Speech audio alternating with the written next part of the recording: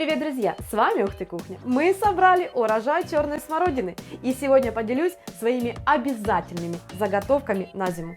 Сразу 3 рецепта. Ну что, начнем? Начнем с самой вкусной, друзья. Это варенье у нас уходит зимой в первую очередь.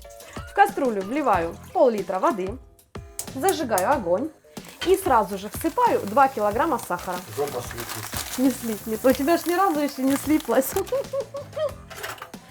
Перемешиваю и даю закипеть. Я думаю, друзья, многие из вас знают, что это за варенье. Варенье 5-минутка.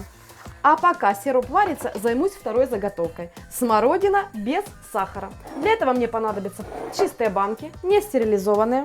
Выкладываю смородину. Заготовки я уже показывала на примере с вишнями, крыжовником.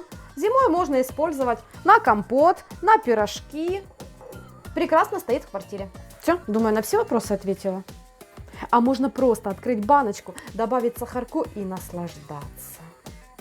Немножко пристучу, чтобы больше влезло ягод. Отрамбовать что нельзя? Можно, Сережка, это как, вот так? Да, по некоторые писали.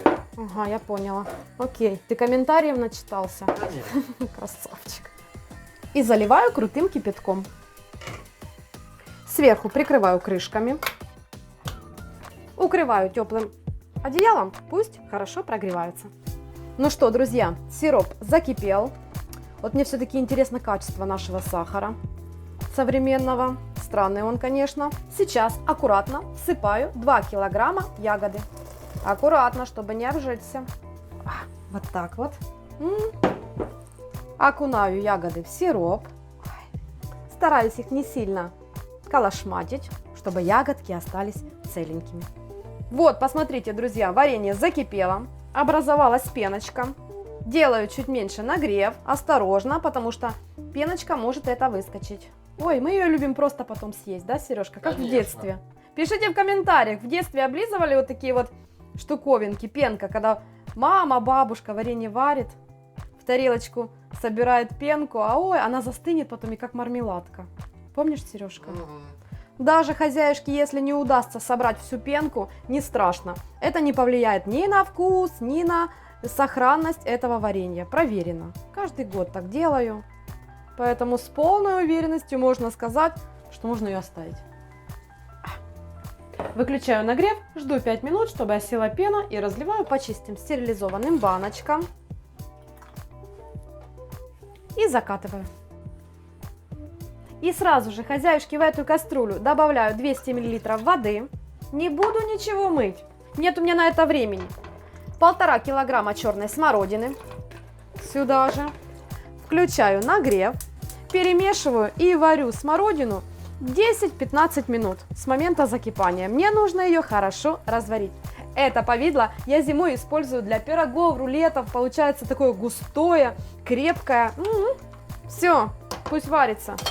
Ну что, теперь эту заготовку открываю, эту укрываю, вареница. Моя чудо-крышка собственного производства от Сергея Николаевича. Сливаю водичку. Как пахнет черной смородиной, да? Прикрываю крышечками, чтобы не сильно остывало. А эту воду ставлю на огонь. Пусть закипает.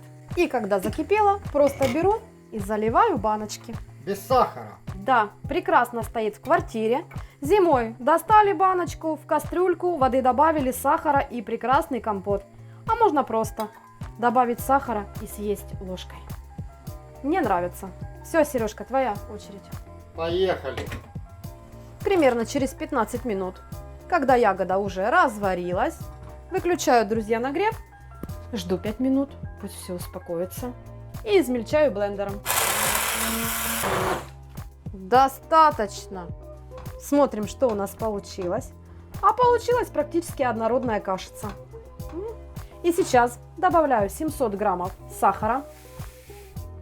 Зажигаю нагрев и буду еще варить минут 20 до нужной мне консистенции. Когда варенье остывает, оно становится густым, так как вы знаете, что в смородине много пектина, плюс сахар, получается густое, красивое повидло. Я все покажу. Ну вот и все. Варенье варится у меня 20 минут. Я думаю, достаточно. Можно разливать по баночкам. Прямо вот так вот, Сережка, тебе сейчас сделаю. Давай. Закатывай. Ну что, друзья, какой-то час и столько вот заготовок у меня получилось. Укутываю все теплым одеялом и оставляю до полного остывания. Еще одно нужно одеяло. Все, до зимы.